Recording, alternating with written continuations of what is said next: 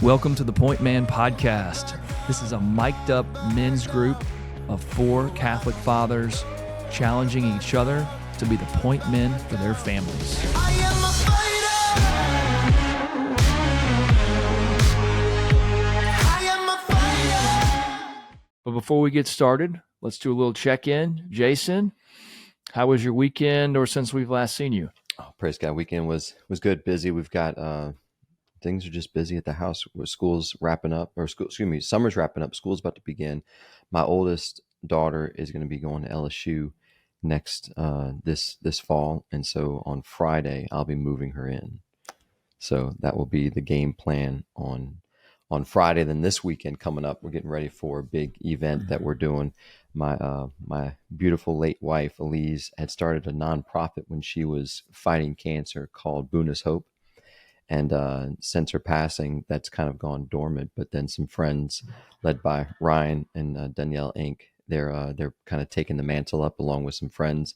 Formed a board, brought back the nonprofit. It's official 501c3, and it's a ministry to this nonprofit that's designed to bless families during times of challenge with either like what she called a Buna box, which is like a little gift that the families would open up and celebrate together and laugh together and pray with together. And then sometimes be able to have resources. We were able to generate or get fundraise and give families a chance to go off and have like a little trip together as a family to kind of put the cares and worries aside and kind of focus on just being together. So that event is this Saturday. Cool. That we're going to kick off the back up the ministry, the work, and keep it all in your prayers. Check us out at Buna's Hope Foundation.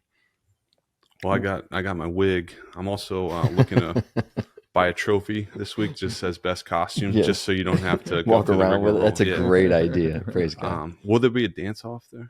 There probably will be if it's going to be anything with. I'll bring my dancing shoes. Yeah, exactly. Dancing shoes and your wig. It's getting wiggy with it's part 2. Right, Look at that. I get it. Wiggy. Yeah. I get it. Well, great song. Yeah. My mother-in-law bought me this book called "He Leadeth Me" by Walter Chiswick.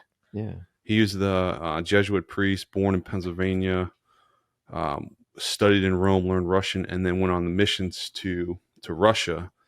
And then right when he, became a priest, which the Jesuits is long, it's like 10, 12 years, the mission got canked. And so they sent him to the border of Poland and Russia. War kicks off. The bishop shuts down the mission, which had been thriving for years, and he just goes in with these workers looking for jobs into Russia. And he's there for a bit, gets rolled up as a Vatican spy. And the insights to this guy's interior life and what's going on during that time in the book is incredibly, incredibly insightful. So I'm only halfway through, but I still feel confident to recommend that to anyone. That's awesome. He Leadeth Me. Yeah, great book. Okay. Well, nothing wild and crazy in my life. We're having a baby in about 2.5 weeks. So that's kind of front and center. I feel like there's like a spaceship countdown every time we check in. It's getting closer and closer to launch. It's giving me anxiety. It is. We went to Home Depot Sunday for an hour and a half with 4 kids and a pregnant wife. Absolutely accomplished nothing. Bought things. I have to go return all those things. Yeah. It was 113 degrees when I got in the truck to turn it on. I was like, we may have overcommitted here. May have overcommitted. Would you prefer Home Depot over Bed Bath & Beyond? Well, it depends on how much time I have. I feel like Bed Bath & Beyond's like out. Like I think they're out. They're. Did nobody get that? How much time? I got it. Thank you, man. Yeah, I mean, that was funny. I got it. Did you say a joke? that was funny. Drew, I just don't expect I was jokes from you. contemplating the difference between the two. I was like the AC, I don't the nice expect cushion jokes from you, pillows bro. versus the hard plywood that might be on the shelf. Yeah, I'm sorry I missed it. I'm sorry. Okay, yeah. well, you know what? I'll have to watch this episode again and check it out. I'm going to help you smile more from the get-go, and you help me with my jokes just continually. Yeah, I'll be on the lookout. All right. Clint? On your toes. Nothing much to report. Had a good weekend. The school starting is still like on the distant horizon, like 2.5 weeks away. So just trying to get to that point, and we'll get some sense of normalcy back. Yeah. So rolling along. This episode is brought to you by Covenant Eyes. Sign up for free 30 days of Covenant Eyes today. Go to covenanteyes.com and enter the promo code POINTMAN Get started today. There is an absolute, and you know this, a war being waged right now against us and against our family. Listen to these statistics. 56% of divorces list pornography as one of the major factors leading to divorce. 56%. 60% of men in a survey said watching pornography decreased their desire to read or study God's word. C.S. Lewis said, what we practice, not what we preach, is usually our greatest contribution to conversations to others. What example are you setting for your family and community with your online behavior? If you're not personally struggling with porn, are you doing all you can to defend your family from the enemy? This is an attack that we need to guard our homes, to protect our families. Even if this is something that you're not struggling with, you still need, because we live in a pornographic culture, we need to guard our homes and guard our families. Lead the way for your wife and for your children by getting Covenant Eyes. Covenant Eyes is a software that is installed across all your devices, phones, laptops, desktops, iPads, all that, and monitors your online activity and reports. There's reports that go to an accountability partner. That's the other great part about Covenant Eyes. Covenant Eyes has also blocking technology that allows you to keep the pornography off your devices. This transparency in our online behaviors fosters integrity and deepens relationships. We can't fight this alone, and we need help. So you go online to Covenant Eyes. You actually, if you use the promo code POINTMAN, then you can get, I think, a 30-day free trial. So check out Covenant Eyes, put in POINTMAN, get your 30-day free trial today. All right, so let's talk about St. Thomas More today. I want to talk a little bit about the time period that he lived in, because it's really important, and then a couple of themes, and then we can kind of hop into his life, and we'll just kind of do a round robin again. Instead of someone just reading a Wikipedia profile, we'll just kind of talk about some things in hopefully a chronological-ish order. But first, let's start with our verse. I thought this was interesting. This is from Matthew chapter 6, verse 24. No one can serve two masters. Either you hate the one and love the other, or you'll be devoted to one and despise the other. You cannot serve both God and money. And so I thought this was really interesting here. If we just kind of take out the word money, we could insert the word world, and it really kind of ties in nicely, I think, with St. Thomas More here. So a couple of things I thought were really interesting to me. One, of the world. So he was in the world. He wasn't a priest off by himself praying every day. He was actively involved in politics, in business, really a right hand to the most powerful man in his world. So a very interesting thing. He was both highly educated, but it is interesting that he did have a very strong interior life. There was a period in his life where he considered becoming a priest. So the scripture, the word theology, these were all very important things to him. One of the things that I've really thought of you here, Clint, was he did not live by lies. He knew the truth. And in the end, he picked a side. And that's really important. He didn't just jump out kind of day one and say, no, this is wrong. He tried to kind of politically and navigate this. But when pushed all the way back into a corner, he said, no. This is something I cannot stand for. I cannot sign this. Whatever happens will happen. Yeah. So there's a lot of things we can kind of pull out here. And then we'll just kind of talk about the time period really quick. This is, early 1500s, 1530 or so. The Reformation is going on. Martin Luther kind of posts his 95 Theses. And just one interesting note I think is really interesting about the Reformation. I'm a real estate guy, so I'm always kind of view life through this lens. But the Catholic Church for the last, hundreds or thousands of years have been doing a good job and had accumulated a lot of lands, because you die, you donate, you give some money to the church. So they had a ton of land here. And the king, who's also a very important person in the country, could never get access to these lands. And so during the Reformation, a lot of folks said, well, this is interesting. I can leave the Catholic Church and expropriate these lands that were previously under Catholic control, which was also not the driver, but a driver in some of these countries' decisions to leave the church. It essentially became a legal power grab for more lands and power. So anyway, let's talk about St. Thomas More here. Sam, you've got some really interesting kind of facts on his early life, his marriage. I'll kind of pass the ball off to you. Yeah, that's a great setting the table there. I think another important historical maybe context is at this time England is it's Catholic. You know, Yes. it's run by a Catholic monarch. The country's Catholic, and it was at this pivotal moment with St. Thomas More at the center where England decides to go and start its own new religion, the Anglican Church, which is so fascinating to me that we can unpack that. But basically, that whole religion is founded on one guy's desire for lust, you know, and power. Right. And not a knock, but it is an interesting point. And here's St. Thomas More, who's seen clearly, and at the same time realized, like, to your point, not going to live by lies. So in the world, yes. So Oxford man, highly educated. His first marriage to Jane Colt. They have 4 young kids. She passes away, I think, 5 years into marriage. And within 30 days, against, advice not to do it, Thomas More's like, I got to get remarried. I got 4 kids. I got a busy job. And he marries a lady, Alice Middleton. They don't have any children from that marriage, but she was a widower. She had a young daughter named Alice. And then they also adopted 2 girls. So Thomas is a busy man. He's got 7 kids, and he's big on education. He educates his sons and his daughters, which is, unorthodox for the time, in classical education. And he's very loving. Like, he writes to his children frequently when he's at court or on business, and encourages them to write to him. By all accounts, a very loving father, and a faithful friend. There's this great quote. They said, St. Thomas, there's no one that was more outgoing in making a friend and more tenacious in keeping a friend. Wow. Friendship. Like, so just, and to his point, no ill will towards anyone. A very loving, devout, faithful man, highly educated.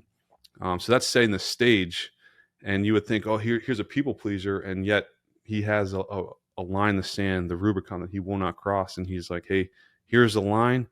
And if it comes to it, I love my life.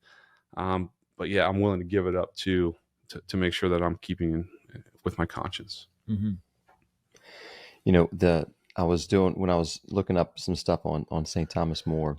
I found Bishop Barron is a huge fan of St. Thomas More. He's done a couple of videos on his life, and The Man for All Seasons is one of his favorite movies. Every year he watches this one movie, and it's just, in one of the verses that he says, kind of summing up his life, which is it's beautiful, because that the what you led us off with, Drew, is a great verse to kind of like, that's him. He didn't serve 2 masters. He was 100% committed to the Lord, and that's no exaggeration. Like, he knew what this was going to cost him, and he saw the barrel, and he wasn't afraid. He didn't flinch. He just moved forward in faith. But the other one was to be wise as serpents and innocent as doves. Mm-hmm. He was somebody who was able to find a way to remain faithful throughout his career. He was very successful in what he was doing in the world, but he never wavered. But it took a study. He was smart, and knowing how to win friends and influence people. Right. Like, he knew how to be a man. And that's part of the thing I love, like, and then taking a step back, like the kind of a big view of the Point Man podcast, like us being able to like look at these saints and see how these were point men. These were guys that lived these holy lives that we need to like if I want to be a better, let's say, an athlete, let's say particularly like a football player, even more specific, a quarterback. Well, then I want to study, right, the great quarterbacks. I want to see what they did and how they performed, and what do they do on and off the field, so that I can be a better quarterback. Well, that's the reason why we're taking this lens and we're looking at these great saints, because it's reminding us, it's showing us, it's teaching us, it's helping us in the battles of today to help us to navigate the field so that we can win the victory. And there's so many things we when we read it, when we're reading about the lives of the saints, and I'm like, man, this story could be taking place right now, of being able to be in a spot where he's a statesman, or he's like this guy that's out in the public, and he's got these roles and this authority, and yet he doesn't allow that to shape that pursuit or that desire to serve. He remembers first who he's serving first. Mm-hmm. Like, and that's like his final lines. Like the famous quote was, I die the king's good servant, but God's first. Yep. And it's cool that you called that out. So he's a lawyer, an appointment. We've talked about farmers. Yeah. We've talked about students. We've talked about soldiers. We've talked about the whole array. You don't just have to be in a certain field to be a saint. You don't have to be of a certain vocation to be a saint. If you're a man, you are called to be a saint. If you're a woman, you're called to be a saint. We're all called to be saints, to live out to the fullest extent our gifts and our talents for the glory of God. And St. Thomas More, again, we're calling him out here in this episode because he's an example that we want to highlight. One quick clarifier. So when I mentioned just briefly there, St. Thomas More is at the center of this shift from Catholicism, England that's Catholic, to England that's Anglican. You see, I'm going to highlight this point on the Reformation and the grab for land. You also see within a generation. So when King Henry VIII, when he dies, there's a contention between his sisters. And you see there's Margaret in Scotland. If she becomes queen, there'll be a Catholic monarch. And then it's Elizabeth who wins out. And under her reign, Catholics are hunted. I mean, and St. Thomas isn't the first martyr in England. Mm-hmm. It becomes very, very, I don't know what the word is, challenging to live out your faith within one generation. So I think that is something I'd also like to highlight in this episode is when things are going well, great, it's easy to live out your faith. And then when things aren't going well, it doesn't mean that you get to jettison your faith, politically, culturally, socially. And that's something that if you look at some of the different men that we've highlighted in this season, some of them, it was easy going. They're like, they're in a Christian country or even a Christian Catholic continent. And then some of these saints we've highlighted, they're living it out in mission territory. Yeah. Well, Clint, what do you think? What's kind of jumped out to you about Mr. Moore here? To your point, Sam, I think that's really fascinating about the time. And if he would have acquiesced to Henry VIII, we wouldn't be having this conversation. It was such a earth shifting moment that he stood up against Henry VIII, and that's just fascinating to me that it would be a completely different story, because he could have given in and signed the order, and probably in the world would have been given all the more privileges and just everything that comes with it. But instead he stood up for the truth and ends up getting executed for it.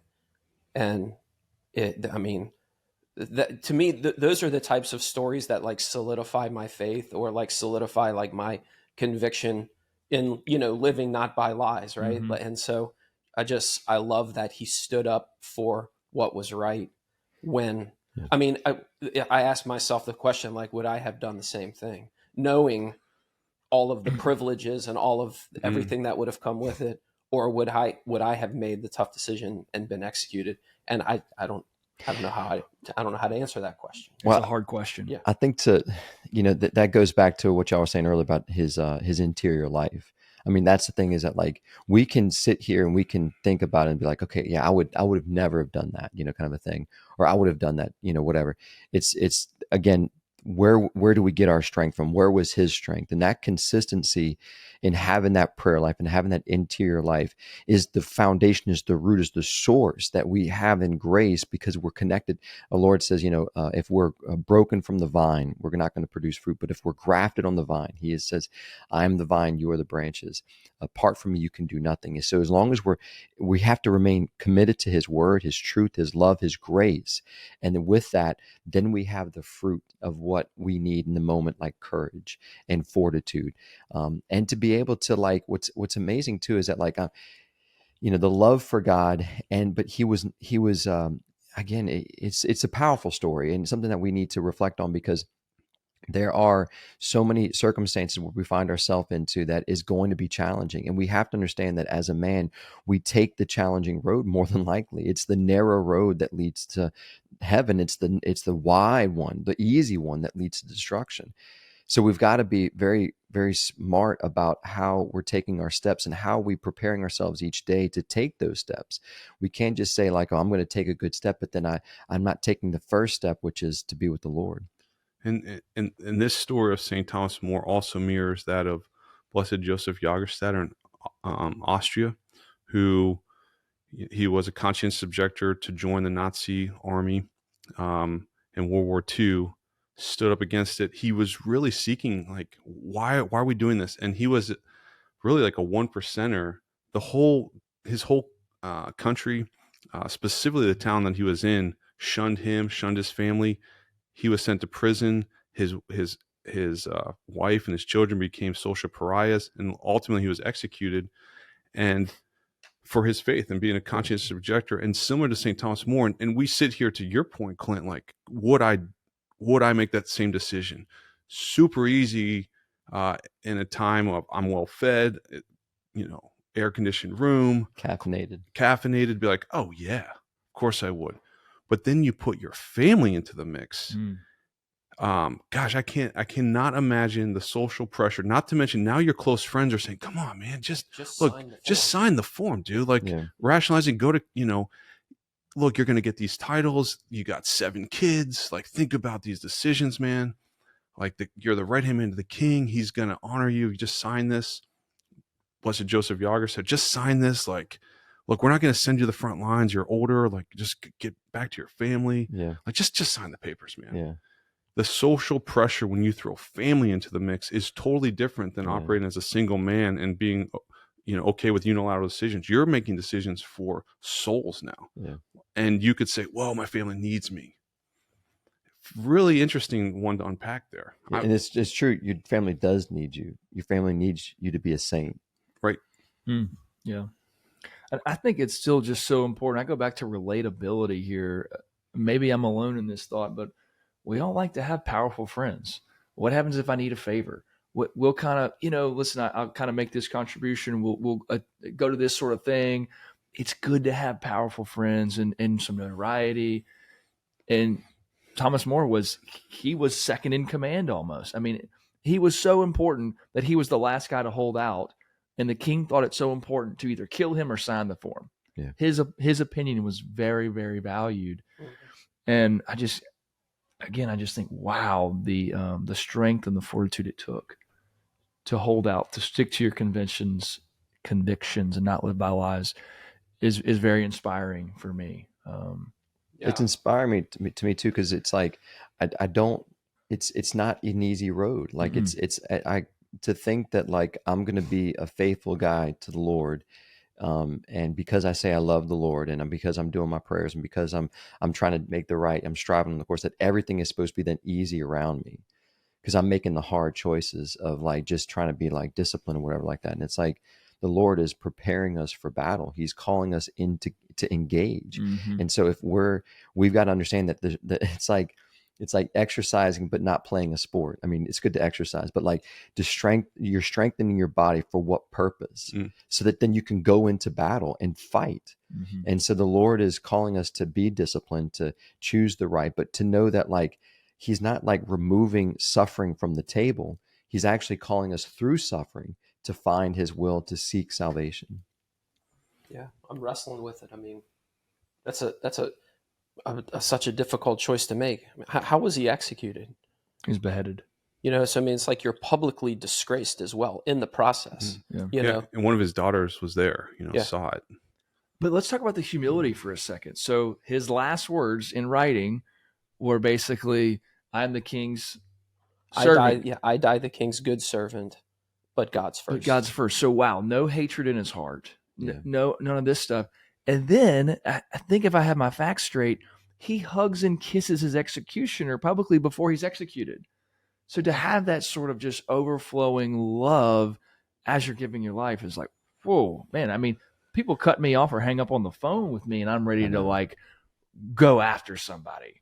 Mhm. Yeah, that's a good point. I mean, he's like he could have been cursing out the king. Like, your hormones is what's leading me to this. I was your best friend. I told you, you Yeah. were so blind by your pride, by your lust, that you can't see what you're doing.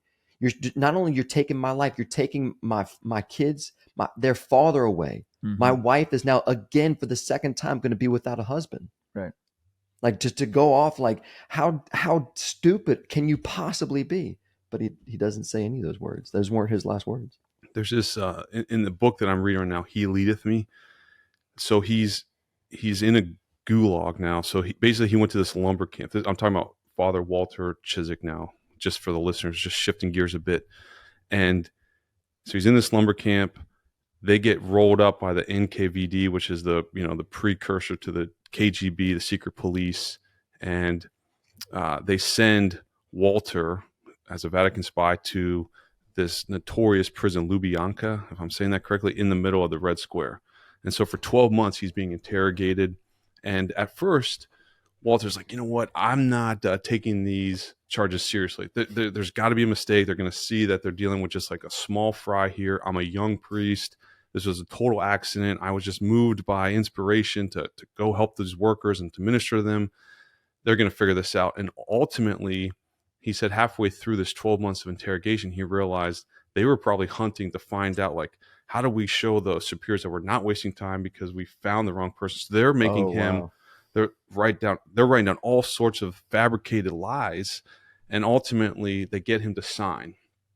And at the 12-month mark, he was just like deteriorated. He's in solitary confinement, starved. And he's just says, yeah, let's just end this thing. What's the sentence? So he signs. It's a 15-year hard work camp up in Siberia as a sentence, not from a judicial court, but from an administrative one, because they could just dispose of this guy any way they wanted to. They're at war. There's a lot of stress, and they're highlighting this to Walter. And so he confesses to things that he didn't do. And in the cell, he just breaks down. He's like, how could I do it? A lot of shame, a lot of anger towards God that he will allow this to happen. But ultimately, there's this incredible grace that Father Walter says, I don't know how to describe it other than a conversion.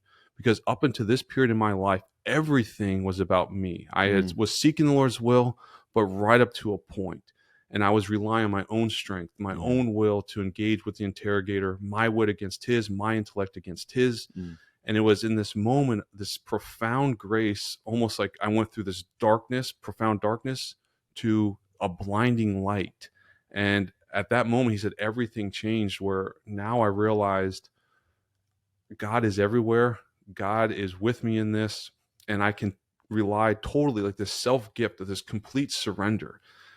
And from then on, everything changed. And I am wrestling with this chapter because I'm realizing, just like Father Walter, I have these markers in my soul and my heart, like, okay, Lord, I'm going to trust you right up to this point. And then if you don't show up, I got the reins. Yeah.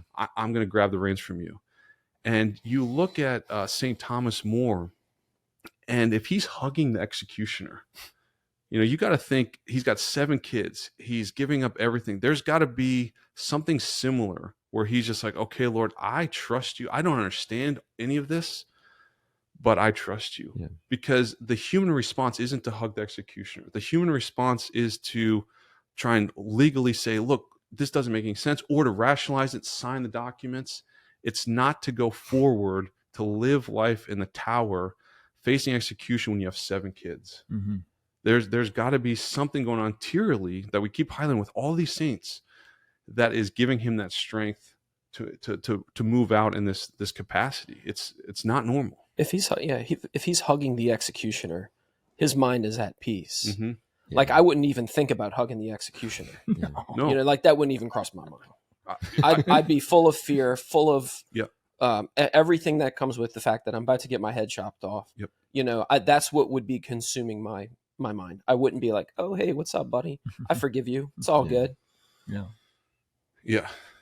Yeah, he rolls up to his death as our Lord. Forgive them, Father, for they know not what they do. Yeah. And the Lord sets that tone, like in the garden. Yeah. He's like, let this cup pass from me. Yeah. But again, he abandons himself completely into the Father's hands, not knowing like what I have to go through what. Yeah. And what's so fascinating is that happened to that priest while he was a priest, right? Like he had already pursued the life of being a priest, thinking that he knows how he feels, thinking that he knows about his interior life, right? You know, and he discovers himself. That's so powerful in that situation. He in fact he expounds upon that. He said, I had a strong will as a kid, and then when I entered seminary, they're encouraging me to strengthen my will. So I'm almost taking delight in the fact that, oh, you want me to fast? I'll fast more than my contemporaries. You want me to give up, and you want me, this and this? Sure, I'll do that. And he was almost taking delight in the fact that he's this strong, robust individual with a great, strong will that's being, strengthened even further through ascetical practices. And he realizes all of that's pride. Yeah. And to your point, he says, now I understand how Peter felt when he says, I won't abandon you. Yeah, right. I'll be there. And later, you never hear Peter talk about like in that same language. It's always seek out your salvation in fear and trembling, because he knew, like he'd been there, and he realized where pride got him. And now it's like, okay, Lord, I am scared of myself to fail you. Like, you got to take over now. And that's exactly where Father Walter got. And I think that's where each of these saints got to. It's like a complete self-gift. And I'm reading that, I'm listening to this, I'm in these conversations with you guys, and I'm convicted. I'm like, there are markers in my soul, in my heart, where I'll admit, like, the Lord, he doesn't have free reign there yet. I'm like, yeah, right up to that point, but now I got it. Well, it's really hard. I mean, I can certainly, I don't know what the right word is. I kind of like feel what you're saying. I mean, if you're accomplished or driven, you kind of have to, you feel like you have to do these things on your own. Mm-hmm. You can't just sit on the couch and be like, okay, Lord, let's just let these things happen. You're participating. But it's a very fine line to say, listen, I'm gonna get up and do the work, and then also trust that it's your work and it's going to happen on your timeline. And that's something I've always had a hard time with. I think those opportunities for that growth is always beckoning at our door. Like you said, let's say this weekend, there was a family member that kind of like did something that quickly, like my response was not like of God. Like I was like, quarters all over there spiking. Yeah. But it's like, okay, right there, she's not my executioner, right? She's my family member. And why am I having such a hard time? Like, just, yeah, it's just that right there. That's my call right there. I'm not there yet where I'm hugging my executioner, but I need to do a better job of hugging, especially the people around me and my own family. And if we're struggling with that, then I guess that's my prayer. That's where I go with the Lord. Say, Lord, help me to love all your children, all your people, especially, and help me to have that heart like yours. And then whenever those moments come, I got to remember just not to try to like fester or brood over it or beat myself up because I'm having these thoughts, but just to turn it over to the Lord, to continue to allow that grace to flow and to abandon yourself in your weakness, because it's another great saint, Saint John the Baptist. I must decrease so that the Lord can increase in me. This is a side topic. I hesitate to talk about most of the books I read, because Sam, you read these like very lofty books about these great war heroes or priests. I'm just reading a little book called like Habits of the Household. And it's like raising this author. He's got 4 kids. They're all 8 and under, and he's an attorney. And I was like, well, he's got some street cred with me. But one of his little habits is, hey, when you're disciplining your kids, if you can't hug your child right after you discipline them, you've crossed over in the anger department. And I was like, uh-oh. Yeah. So that's something I've really worked on, and it's helped so much. You kind of take a deep breath, discipline your kids, and then give them a hug. Yeah. Do some angry hugging. Angry hugging, yes. Get over here. But man, it's just like, who do you think you are, Drew? Like, Yeah. you're not the executioner over here, and the kid just spilled the milk. It's Yeah. just not that big of a deal, Yeah. Anyway, it's a side tangent. Well, another side tangent. This green shirt, I mean, it's like perfect, almost perfect match. So if you guys are looking for how to conceal yourself, and Always going camo, Sam. Yeah. It's That's it. pretty good. I'm happy to. It's Okay. innate in his brain, Well, I feel like we're at a pretty Blend good. in. I'm sorry, go Oh, ahead. no.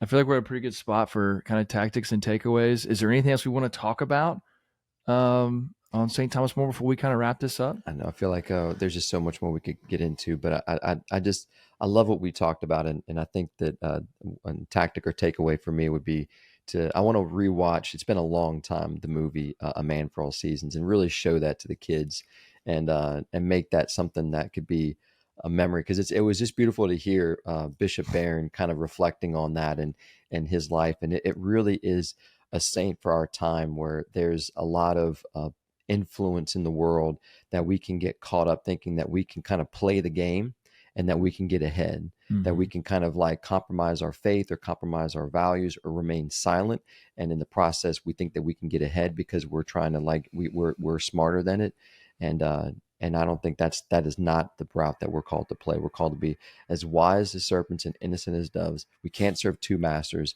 and we need to take that step in faith, trusting the Lord regardless of what may come, knowing that God is the one who provides and protects and is the one who's leading our family. Yeah, it's a great movie. His feast day was last month, I think. Yeah, June 22nd. June or something. 22nd. 2 months ago, and I remember seeing Man for All Seasons that, and I was like, I'll just put it on.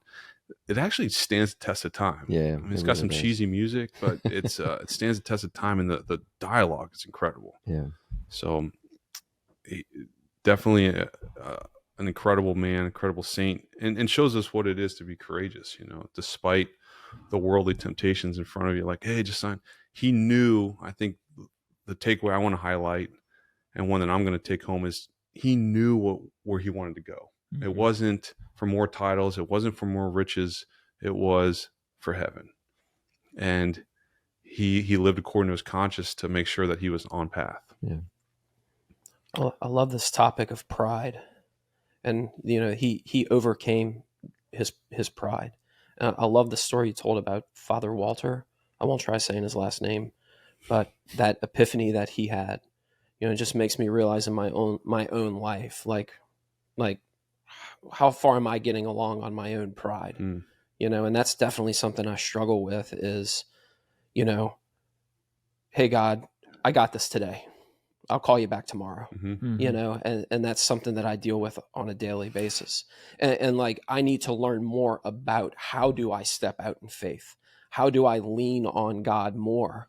Like I kind of lean on him some, right? But then if he falls away, I can catch myself, and it's like, you're supposed to be leaning out there with all your weight. Yeah. That's right. And I'm there are, on a daily basis, I struggle with not doing that. So the topic of pride, I definitely would like to talk about that more. Obviously it's the deadliest of the sins, right? I mean, everything stems from pride. So it's just something that is interesting. Drew, can I react to that real quick before your tactic takeaway? I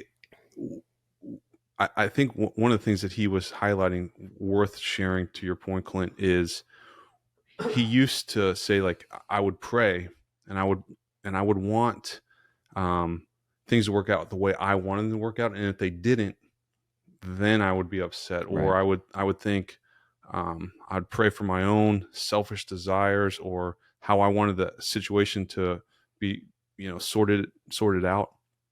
But I realized I could only see a solution. I couldn't see all the different solutions, and the realization that God was in all of them. Like he was anywhere and everywhere. I was never abandoned, that his grace was always there, and he was always offering me that opportunity to just fully lean in. And yet I only saw so much, and it was always up to me. And once that vanished. I mean, the way that the book proceeds, you realize, wow, this is a free man, because he realizes nothing can hurt him now other than losing sight of God. And he said he went, I mean, and just that, the way he unpacks that in his writing is simple, it's beautiful, but it's so profound. Like, that is what we're all called to do, is ultimately get there to this idea of this self-gift. And it is completely counterintuitive to a Western male's mindset, completely polar opposites. But you look at, that is what it is to be a free man. Well, thanks for sharing that, Sam. Maybe I need to get the book. It sounds like a good book. It's a short book. I like that. One of my reoccurring themes from the Saints this season has just been same. You know, if you think today's world is upside down, if you think today's world is crazy, open a history book. Mm-hmm. You know, this story, which happened in the mid 1500s, could be happening today in America. And so that's really heartening for me. Like, this is just human nature, and this is our time to step up, to be like St. Thomas More. I think the other big takeaway too is just his kind of humility and joy in death, and like what a hard thing it is to grapple with. What, to your point, Clint, like, what would I do if I was about to be executed? What would my last words to my daughter be in a letter? I'm not sure they'd be quite as eloquent as St. Thomas More. But this was a lot of fun. I really enjoyed this Saints season. This is season 3 for us. I didn't know much about the Saints, and to be honest, I kind of just shoved them in a box in a corner as a convert. Like, who really needs Saints? Who cares? We've got the Bible. It's all you need. And yes, the Word is very important. And yes, there's so much we can learn from these Saints. So it's been a ton of fun. Fascinating. I mean, each story. Yeah, learn about, inspired by, and also go to for that family intercession that the Lord has created for us in heaven. A plethora of people up there that want to intercede and be a part of our life as well as we're on the journey. Friends in the faith. What a great cloud of witnesses, to be more biblical. All right. Thanks for joining us today. We'll see you next season. Man, what another great show today. I want to thank all of our listeners for spending the time with us.